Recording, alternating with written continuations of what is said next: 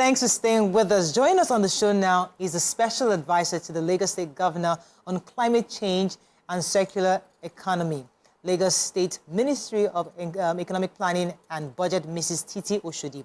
She'll be discussing how to reduce the threats of climate change in Lagos State. Welcome to the show. Very Good much. to have you. Thank you, ladies. Thank you. So, you know, we Nigerians, when we hear climate change, we're thinking, what is all this? We're planting flower. Remember our fashion last time was planting flower over the place. No, this is not planting flower. But why is Lagos State, what's Lagos State doing concerning climate change?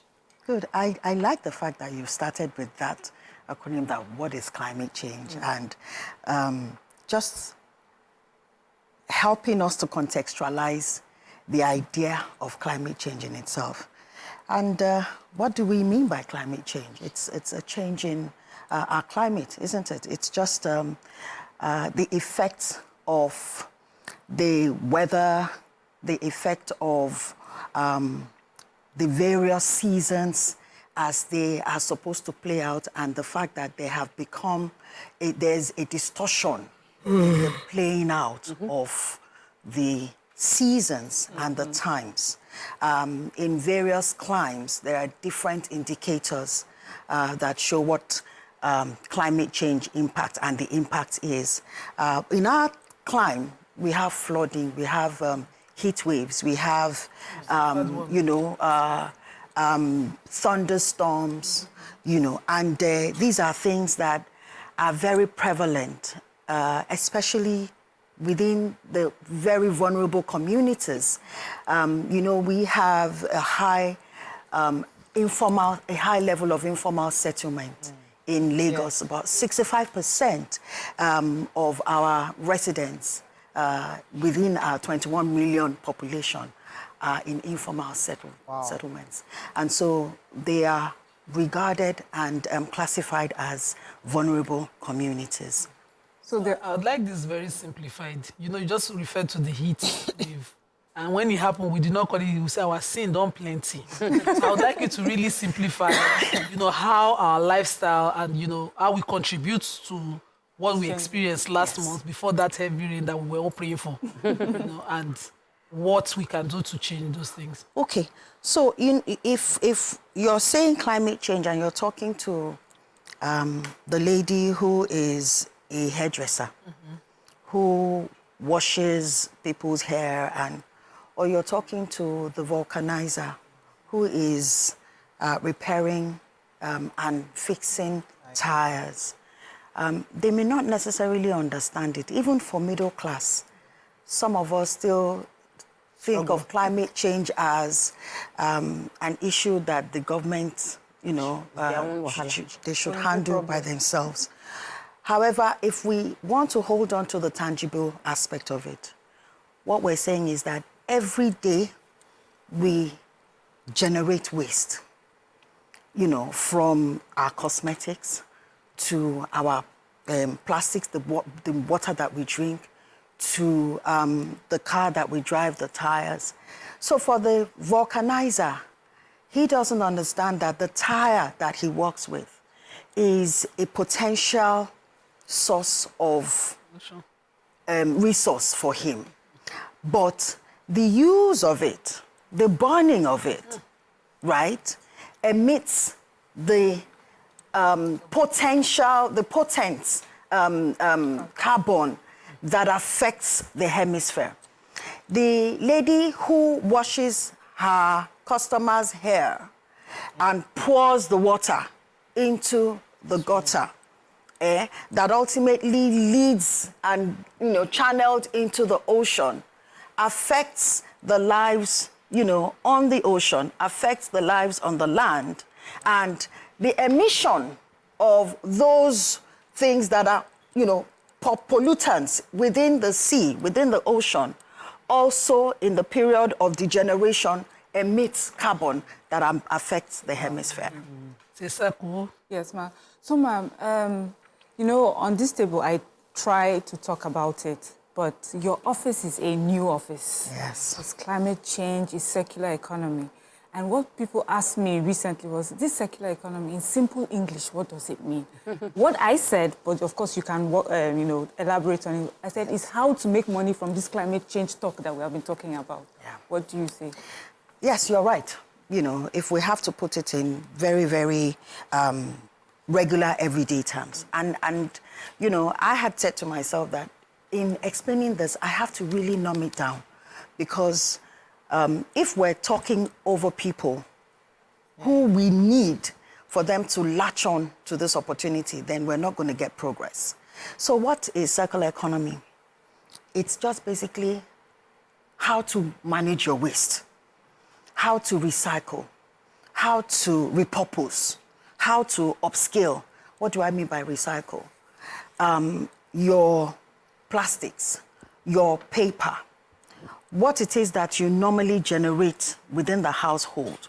There are various possibilities, solutions that are available that can help with repurposing it or recycling it into something else. We had our during the Valentine season, we wanted to give plants to our neighbors at work, just as a gesture of sharing love, but in an environmentally sustainable way.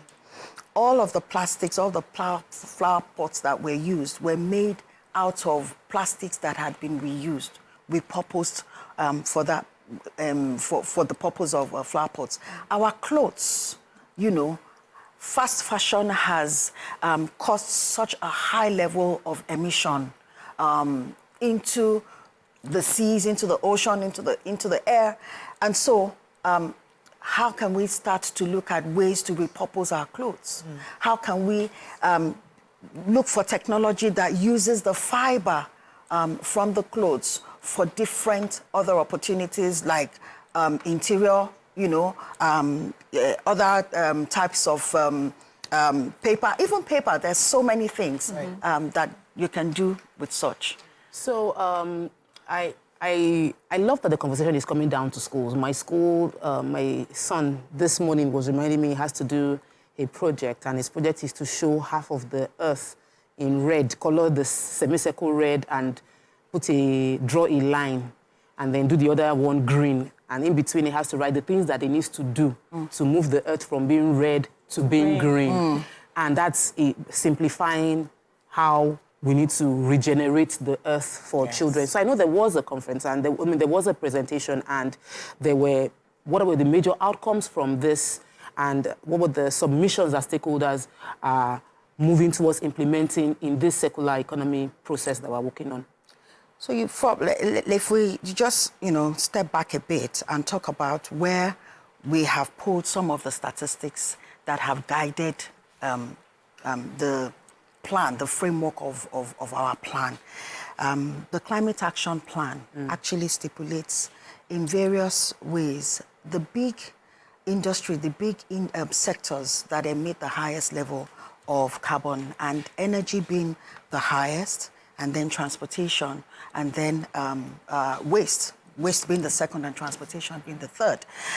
And within those areas, there are various activities that go on. So if we start with the waste, one of the initiatives that we have drawn up, if we're talking about schools, is how we can ensure that children can develop the culture of identifying plastics, being one of the very many areas or prerequisites for waste management within that area. So with plastics, ensuring or educating children, as we know that a child is accessible to at least 4 adults, and they're very, very strong influencers within the home. If a child understands the vision of his or her teacher, that child will most likely influence her parents or his parents with the principles or the philosophies of the teacher and bring it home and, sort of teach. So now understanding that from our research, from, the numbers that we have built, knowing that if we're able to incorporate that climate-friendly action or that behavioral attitude towards these recyclable items, and these children can go home. They can also take it a notch further by telling their parents the inherent wealth possibilities that are in those items. And these are things that we have built up in terms of curriculum. The Ministry of Environment through LOMA, they have a platform that is like a summer program, that help these children to see. But we realize that they need to now have to develop it like a habit. They need to build it over time. So we have to stretch something that is on a weekly basis, like an extracurricular activity, so that they can begin to live it. When you start up a habit and you're using it, doing it for a period of time, then you become subsumed in it and it becomes a lifestyle. Let's talk about because of time, let's talk about the Vision 2050. What's that about? The Vision 2050 is that's the vision set by Mr. Governor Babajide Olusola Sanwo-Olu. And in line with that vision, we have developed a mission called Mission 5050, right?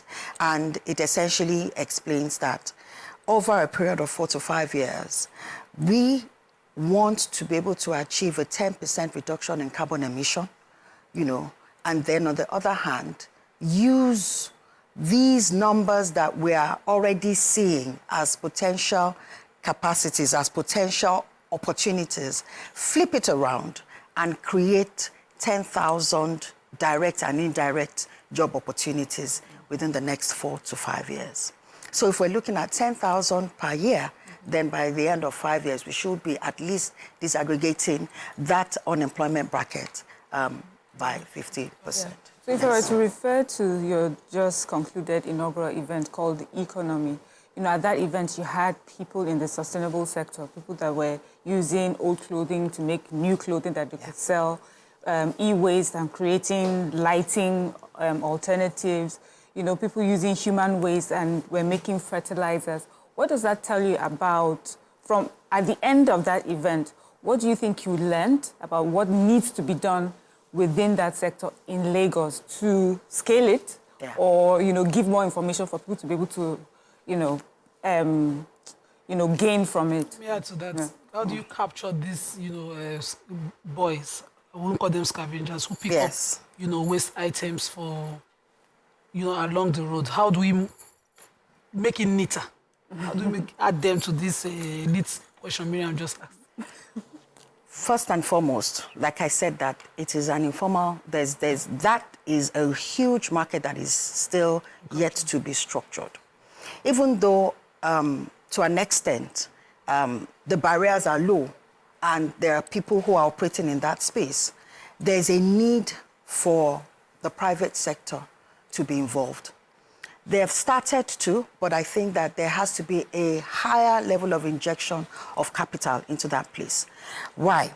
These businesses, the MSMEs that are doing what they're doing, the upscale, those who upscale clothing, those who are, repurposing tires, there's a huge market that is opening up in that space for sustainably environmental materials.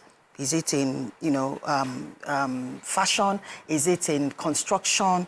Is it in on the road? In works and infrastructure? There's so many materials that can be gotten out of waste right now, even for households, right? If you imagine that an average home will generate, on a daily basis in Lagos, for instance, over 13 tons of waste is generated. And most of it come, apart from the industrial one, from households. Now imagine that organic waste, that is, food mixed with different sort of, organic waste that is generated at home can actually be fabricated, can be worked into a fabrication to decompose, to emit clean gas, they call it biogas, which is gotten as a produce from a biodigester, right? Not only are you able to save costs for gas, you know, but you're also contributing to that low carbon vision that we're all talking about. So for the scavengers, right, they will continue to do what they're doing because they have, you know, they work with the PSPs to achieve all of that, and they go to the landfill. But also bearing that the landfill is also getting to full capacity, about 60% of capacity right now, and we're only utilizing 8% of it. So there's room, a lot of room for recycling, for repurposing. Unfortunately, we have to wrap up with you, but I mean, thank you so much. We had to just bring you on here just to give us an update on what your office is doing to support climate change. But we wish you the best, and we'll continue to check up on you once in a while. Thank you. Thank you very much. That's all we can take on this segment. When we come back, move on to our next segment. Stay with us. We'll be right back.